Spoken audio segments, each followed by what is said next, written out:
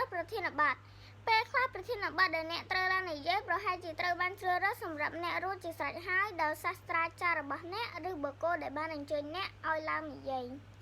ក៏ប៉ុន្តែវាអាចនឹងល្អជាងនេះប្រសិនបើអ្នកអាចជ្រើសរើសប្រធានបទបានដោយខ្លួនឯងយ៉ាងហោចណាស់បើអ្នកមានសិទ្ធិសេរីភាពក្នុងការជ្រើសរើសរបៀបនៃការនិយាយ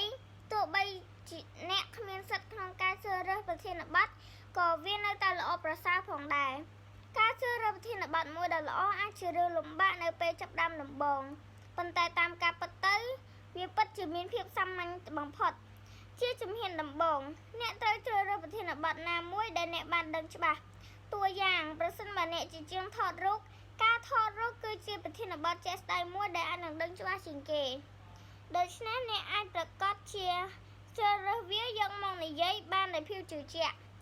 ផ្ទុយទៅវិញប្រសិនបើអ្នកត្រូវបានគេកំណត់ឲ្យឡើងនិយាយចំពោះប្រធានបទមួយដែលអ្នកមិនសូវបានដឹងច្បាស់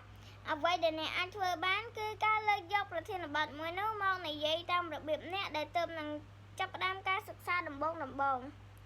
ជាក់ស្ដែងនៅពេលដែលអ្នកមិនសូវមានការយល់ដឹងច្រើនអំពីការថតរូបអ្នកក៏បីលើកយកមូលដ្ឋានគ្រឹះមួយចំនួនសម្រាប់អ្នក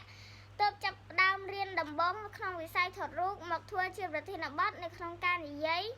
ដូចជាការបង្ហាញពីរបៀបនៃការជ្រើសរើសម៉ាស៊ីនថតរូប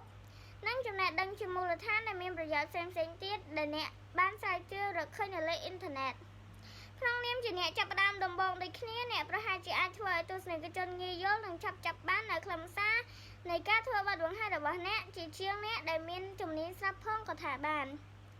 និយាយឆ្ពោះទៅរកចំណុចខ្លាំងរបស់អ្នកគឺជាទស្សនៈដែលពេញនិយមជាងគេនៅក្នុងវិស័យនៃការនិយាយជាសាធារណៈទស្សនៈមួយនេះមានន័យថាអ្នកគួរតែជ្រើសរើសប្រធានបទដែលអ្នកយល់ដឹងច្រើនប្រសិនបើអ្នកអាចជ្រើស